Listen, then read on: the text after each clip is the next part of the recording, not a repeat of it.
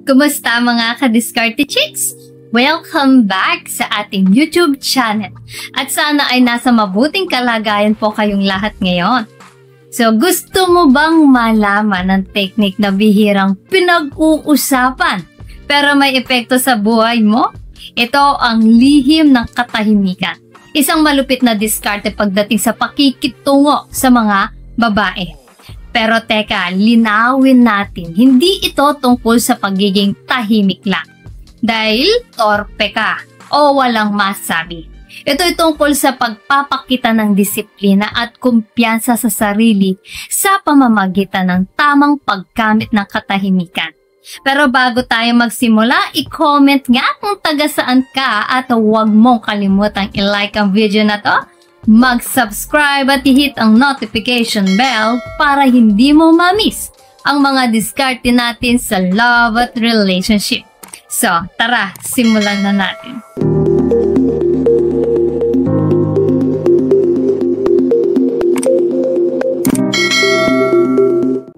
Madalas nating marinig na para magustuhan ng babae, kailangan mong maging maingay, palabiro, at palaging nagpapakita ng interes. Oo, tama na dapat ipakita mong interesado ka pero may isang bagay na hindi masyadong nabibigyang pansin. Ang kapangyarihan ng hindi agad kumikilos. Minsan, ang pinakamalakas mong pahaya ay ang hindi mo sinasabi. Ang pinakamakapangyarihan na galaw ay ang hindi mo muna ginagawa. Meron akong isang paborito kasabihan. Ang pinakamahinhin na tao sa kwarto, siya ang pinakamapanganib. Pero kalma lang, hindi ito tungkol sa pagiging delikado, kundi tungkol sa lakas ng self-control. Narito ang 5 dahilan kung bakit ang tahimik na lalaki ay nagiging kaakit-akit na hindi malilimutan. So number 1, mas malakas ang obserbasyon. Ang mga tahimik na lalaki ay mas mapanuri. Mas napapansin nila ang kilos, galaw, at ugali ng mga tao sa paligid. Mas nauunawaan nila ang totoong intensyon ng isang tao, kaya hindi sila madaling maloko. Sa relasyon, nagagamit ito para malaman kung ang babae ay totoo o may nililihim. So number 2, matibay na self-control. Alam ng isang lalaking may disiplina sa sarili kung kailan dapat kumilos at kailan dapat maghintay. Hindi siya padalos-dalos sa desisyon at hindi basta-basta natitinag ng emosyon. Ang ganitong katangian ay nagiging magnet para sa mga babae dahil nagpapakita ito ng maturity at lakas ng loob. Sa number 3, tahimik pero may kumpiyansa.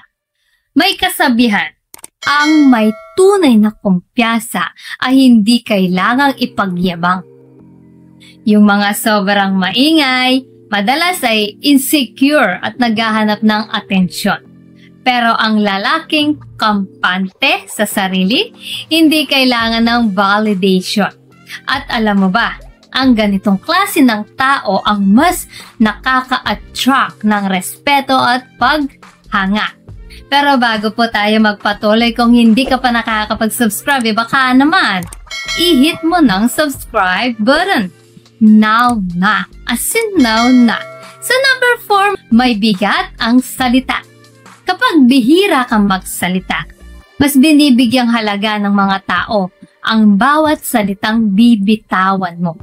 Sa relasyon, kapag hindi ka palagi nagsasalita, pero kapag nagsalita ka, may lalim at sentido. Mas tatatak ito sa isip ng babae. Mas magiging interesado siya sa opinion mo. Dahil hindi ka basta-basta nagpapalabas ng salita. So number 5, mas matalino sa pagplano. Ang mga tahimik na lalaki ay madalas na malalim mag-isip. Hindi sila pabigla-bigla. Pinag-aaralan nila ang mga sitwasyon bago kumilos. Mas strategic sila sa buhay. Kaya madalas silang nagtatagumpay sa mga ginagawa nila. Sa gym na lagi kong pinupuntahan, may isang lalaking sobrang maingay. Sobrang lakas niya kung makipag-usap, parang gusto niyang marinig ng buong gym ang bawat sinasabi niya. Parang gusto niyang palaging mapansin.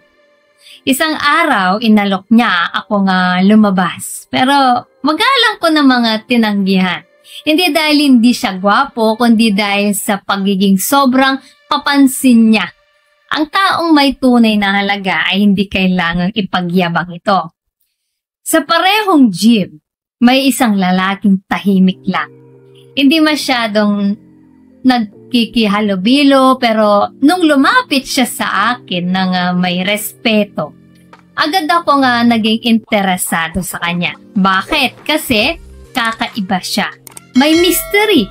At ang mystery ay isang malakas na pang-akit. So, paano mo ito mai-a-apply? Kung nasa isang date ka, hayaan mong ang babae ang mas magsalita. Huwag mong madiliin ang pagkwento ng buong buhay mo. Kapag nag-text, huwag mong bombahin ng messages.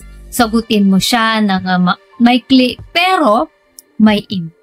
Halimbawa, kung sinabi niyang, grabe, ang busy ko sa trabaho ngayon. Ikaw, imbis na kwentuhan mo lahat ng nangyari sa araw mo, sagutin mo lang ng, busy din pero carry lang. May plano ka ba sa weekend? Sa ganitong paraan, pinapaalam mo may ginagawa ka rin. Pero, iniwan mo siyang gustong malaman pa ang tungkol sa'yo. Ang mundong puno ng mga taong gustong mapansin ang pagiging tahimik at misteryoso ay nagiging isang pambihirang katangian. Hindi mo kailangang ipagyabang ang halaga mo. Makikita ito sa kilos mo, sa disiplina mo at sa kumpiyansa mo. Kapag natutunan mong gamitin ang kapangyarihan ng katahimikan, ikaw ang magiging tipo ng lalaking hindi basta-basta nakakalimutan. So ayan mga ka-Diskarte Chicks, ang 5 dahilan kung bakit ang tahimik na lalaki ay nagiging hindi malilimutan at kaakit-akit sa mga babae. Sana ay marami kayong natutunan at ma-a-apply ninyo ang mga tips na ito sa inyong buhay. At syempre, bago po tayo magtapos, nais ko lang pong i-shout out ang ating mga masugid na tagapanood na sina Becoming Kanoy, Orlando Garlitos, Jesne Alpa Wolf TV, at kay Jopay Alera. Guys, maraming salamat po sa suporta at panonood mga ka-Diskarte Chicks. Sa mga ka-Diskarte Chicks naman po natin dyan, kung gusto mong ma-shoutout sa next video, i-comment lang ang hashtag ka-Diskarte Chicks at sabihin kung anong topic ang gusto mong pag-usapan next. Kung nagustuhan mo ang video na ito, huwag kalimutang mag-like, mag-subscribe at i-share ito. Comment down below kung alin sa mga tips na to ang na-experience mo na. So guys, this is Diskarte Chicks, your love mentor, laging nandito para sa mga diskarteng pag-ibig. Kita-kits sa next video. Maraming salamat sa panonood. Ingat kayo palagi. Let's spread love.